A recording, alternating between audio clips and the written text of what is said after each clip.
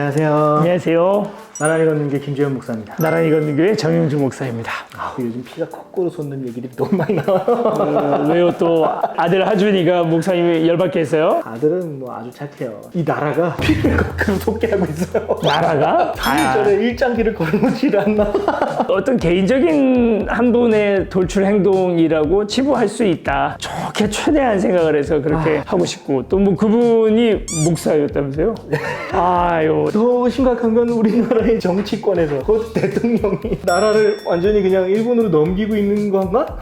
싶을 정도로 지금 저는 이제 속으로 생각하겠어요. 이 유튜브 채널에서 가급적이면 어떤 정치적인 성향이라든지 정치에 대한 비판이나 이런 것들은 자제하자 생각을 했는데 근데 이건 좀 아니지 않나요? 강제징용 피해자들에게 배상을 하는데 그게 원래 국가적인 배상은 이미 끝났죠. 1960년대인가요? 박정희 대통령이 국가적 배상은 더 이상 묻지 않는다. 배상 금액을 받으면서 끝났어요. 그래서 국가적으로는 배상을 요구할 수가 없습니다. 근데 이제 박정희 대통령만 해도 이해해 주려면 이해해 줄 수 있는 부분들이 있습니다. 그렇게 한 것에 대해서 많은 분들이 분노를 하기는 했지만 박정희 대통령의 옛날 친일 행적 뭐 이런 걸 다 제외하더라도 그때 당시에 우리나라 경제적인 어려움들을 해결하기 위해서 차관을 얻어오기 위한 순수한 마음으로도 그 의도를 이해해 줄 수 있다. 굉장히 순수하게 봤을 때. 글쎄요, 이번 결정은 이건 뭘까요? 우리나라 헌법재판소에서 그래 개인 청구권은 인정이 된다. 이 강제징용에 대해서 그래서 이제 개인적으로 청구권을 일본 전범 기업들이 돈을 배상을 해줘라 라고 헌법재판소에서 결론을 냈는데 일본에서 그걸 안 해줬죠. 그것 때문에 이제 우리나라하고 일본하고의 외교적인 문제 마찰들이 이제 벌어졌고 그 부분에 대해서 이제 문재인 대통령과 전 국민들이 잘 디펜스를 했어요. 실제로 우리나라가 스스로 갖고 있지 않았던 일본에 의존하고 있었던 기술들을 우리 스스로 좀 발전도 해왔고요. 네네네. 그래서 극복을 잘 해 나가고 있었는데 비판하고 막 그러고 싶지는 않는데 그 배상을 우리나라 기업들이 해주라.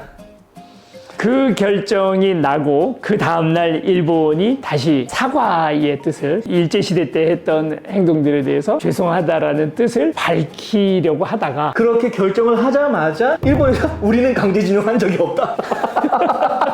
저는 정치에 대해서 배울 때 이렇게 생각했습니다. 주고받는 거거든요. 사실 정치라는 것도. 그럼요. 어떻게 보면 우리 자존심 싹 썩이고 애국하고 나라를 사랑하는 마음들까지도 다 내려놓자. 까지 했는데 받아낸 건 무엇인가라는 거예요. 아무것도 없죠.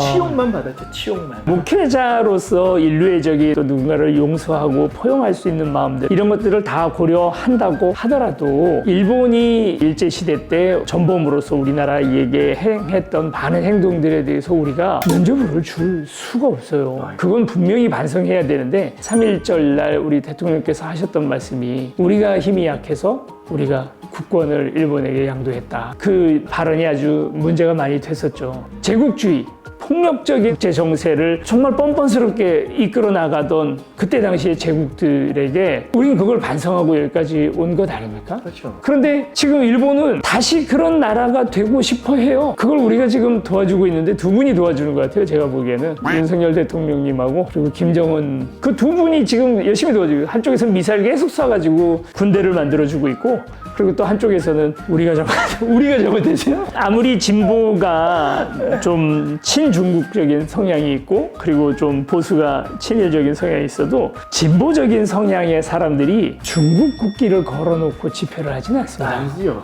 아니면 시진핑 주석한테 무슨 절을 올리고 이러지는 않아요.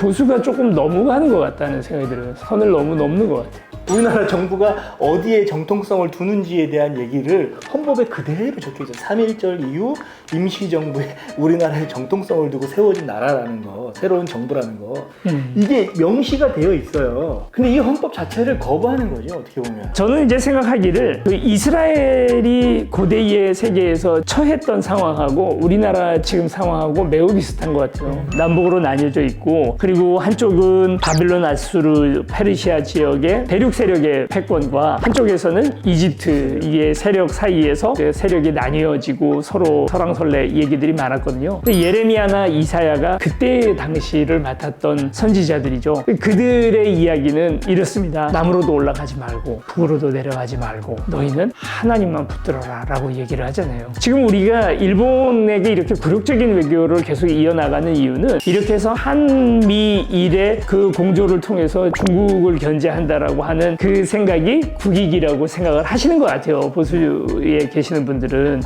그런데 저는 성경적으로만 좀 얘기를 하자면 중국 의지할 거 아니에요. 중국 의지하면 안 됩니다. 그 사람들 정말 그 속이 시커먼 사람들이에요. 근데요, 미국은 다를까요? 똑같죠. 일본은 더하고 이집트를 의지하지도 말고 바벨론이나 아수르도 의지하지 말라. 너희는 여호와 하나님을 의지해라 라는 메시지를 이거를 외교적인 언어로 풀면 균형 외교해라. 군사 동맹이 아니라 경제 동맹, 정보 동맹, 또 무슨 뭐 이런 동맹들을 맺어가면서 균형 외교를 해 나갈 때 그 나라가 진짜 제대로 설 수 있는 거야. 이 얘기를 하나님이 여호와 하나님만 의지해라라는 말, 그 말이 아닌가. 그러니까 히스기야라든지 요시야라든지 우리가 좋게 평가하는 왕들의 가장 중요한 특징 중에 하나가 그거였어요. 안 좋게 얘기하면 등거리 외교, 줄타기 외교 이렇게 얘기할 수도 있지만 다른 한편으로는 가장 중요한 실리를 가지고 그리고 어느 쪽에서도 치우치지 않는 외교를 해나가는 게 되게 필요하다 생각을 하거든요. 그래서 우리가 기독교의 이름으로 반일, 친일, 반중, 친중 한다는 것은 글쎄요, 성경을 잘 모르는 얘기가 아닌가. 예레미야나 이사야는 분명히 그렇게 얘기를 했고 결국 나중에 이제 예레미야는 그냥 바벨론한테 먹히자라고 얘기를 하죠. 친이집트 세력 사람들에게는 이게 굉장히 반국가적인 그런 발언으로 들렸던 거예요. 그러나 그런 의도가 아니라는 걸 우리가 이제 너무 잘 알잖아요. 기독교인들이 그런 거에 먼저 내가 기독교인이고 나서 대한민국 사람이라고 생각을 해야 되는데 거꾸로 나는 뭐 국민의힘이고 나는 민주당인 다음에 기독교인이라고 생각하는 거 안 그랬으면 좋겠어요. 정말 우리 대통령께서 왜 그런 생각을 하게 하셨는지 정말 너무 답답합니다. 저는 이 정도면 정말 탄핵감이 아닌가 하는 생각이 들더라고요. 이러고 우리 압수수색 당하는 거 아니에요?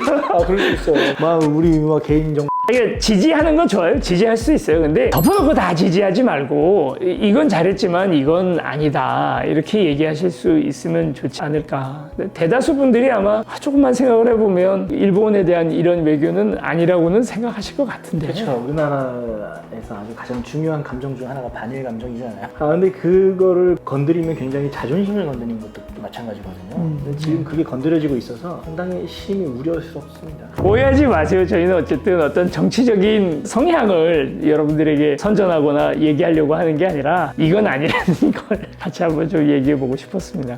여기까지 합시다. 좋은 얘기가 안 나올 것 같아요. 안녕.